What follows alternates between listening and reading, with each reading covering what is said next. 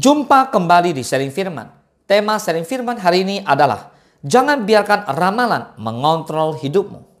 Yesaya 47:13 berkata, engkau telah payah karena banyaknya nasihat. Biarlah tampil dan menyelamatkan engkau orang-orang yang meneliti segala penjuru langit, yang menilik bintang-bintang, dan yang pada setiap bulan baru memberitahukan apa yang akan terjadi atasmu. Saudara, ramalan zodiak dari zaman dulu terus berkembang, dan saat ini untuk mendapatkannya pun sangat mudah. Tidak saja ada di surat kabar atau majalah yang dibuat sebulan sekali. Kita juga mudah mendapatkannya melalui handphone atau gadget. Di dalamnya kita bisa mendapatkan informasi tentang kehidupan kita. Apa yang akan terjadi dengan karir, jodoh, dan lain sebagainya.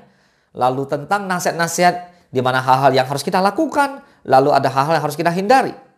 Nah, keberuntungan yang akan didapatkan bahkan atau kesialan yang akan dialami tanpa bisa dihindari. Waduh, luar biasa ya. Nah, sebagai orang Kristen, mari kita dilarang untuk mempercayai ramalan. So, jangan biarkan ramalan mengontrol hidupmu. Namun, beberapa orang Kristen akhirnya berdalih dengan alasan apa? Hanya sekedar baca katanya.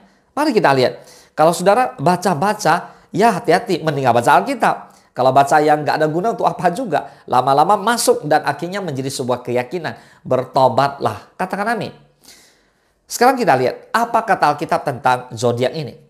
Kitab Yesaya mencatat dengan jelas sekali tentang ramalan zodiak ini. Ada banyak nasihat dari para peramal agar kita melakukan ini dan itu. Misalnya minggu ini harus berpakaian warna biru, merah, putih. Lalu harus duduk menghadap arah tertentu. Nah, dalam kitab Yesaya, Allah menantang para peramal yang meneliti langit dan menilik bintang-bintang untuk tampil dan menyelamatkan orang-orang yang mempercayainya. Para peramal yang pada setiap bulan baru memberitahukan ramalannya. Apakah para peramal ini sanggup menyelamatkan? Dengan jelas Alkitab menyatakan bahwa para peramal ini nasibnya sebagai jerami yang dibakar api. Demikian juga faedah ramalannya seperti jerami terbakar dan menjadi sia-sia, tidak berguna sama sekali. Catat baik-baik. Para peramal ini tidak bisa menyelamatkan orang-orang yang mempercayainya. Bahkan hidup mereka sendiri menjadi sia-sia. Betapa sia-sia hidup ini bila memandang pada ramalan zodiak. Jika hidup kita bergantung padanya, maka kita tidak bergantung pada Allah yang hidup. Hal itu sama saja dengan penyembahan berhala. Tidak perlu kita mempertanyakan lagi apakah ramalan zodiak itu benar atau tidak. Itu jelas berasal dari setan yang menyesatkan. Sehingga orang tidak lagi berharap dan berdoa kepada Allah yang hidup. Namun menjadi malas. Mengapa? Karena mereka merasa hidupnya sudah ditentukan oleh ramalan itu. Pertanyaannya, apakah saudara saat ini masih mempercayai ramalan yang sia-sia itu? Yang menuju kebinasan itu?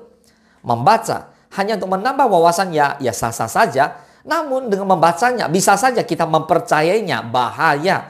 Karena itu jauh lebih baik membaca firman Tuhan, membaca Alkitab yang dipenuhi dengan janji-janji Tuhan tentang kehidupan kita dibanding membaca atau mempercayai zodiak yang sama sekali tidak ada gunanya. Bertobatlah. Katakan amin. Tuhan Yesus memberkati.